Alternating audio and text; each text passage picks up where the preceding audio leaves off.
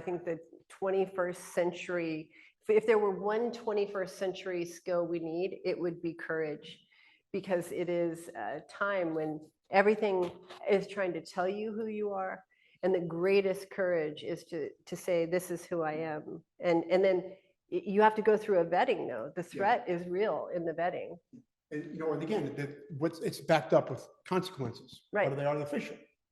Like what's going to happen if you go to a nude beach? Is anybody going to say anything to you? No, nobody gives a shit. Right? I mean, right. It's your business. Right. Nobody else's. I mean, we're in a subsect in here, right? Is anything bad going to happen today? No.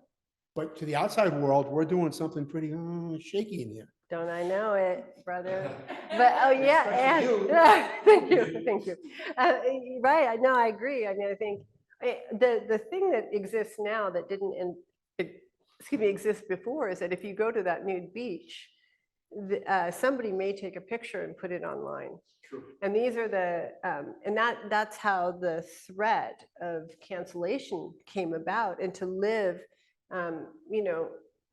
feeling constantly monitored for your behavior, but monitored by a cruel eye. It's not a loving eye that's doing the monitoring.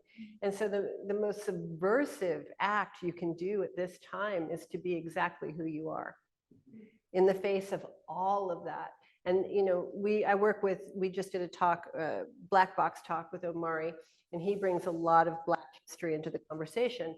And he talks about the fact that during the time of the Underground Railroad, what it took to get in that train, we'll say, what it takes to get in the train today is people who are willing to be absolutely who they are, because you signal to others that it's possible. Because right now, the injunction, what people are being terrorized into or extorted into is to conform into something we're not. But I think there are enough people, not a lot, but enough people who are demonstrating living the truth of their conviction. And that will be, to my mind, like I said, what the next leaders of the world will be. And they won't necessarily be, for the first time in history, I think, it won't be people who have a similar belief system or platform. It will be people who are uniquely themselves. And because that will be the promise of the time that's coming forward. The promise will be that you can be you, and that as you'll fit into the puzzle rather than fitting into a pre-existing puzzle by abandoning yourself to fit in. That's what I think.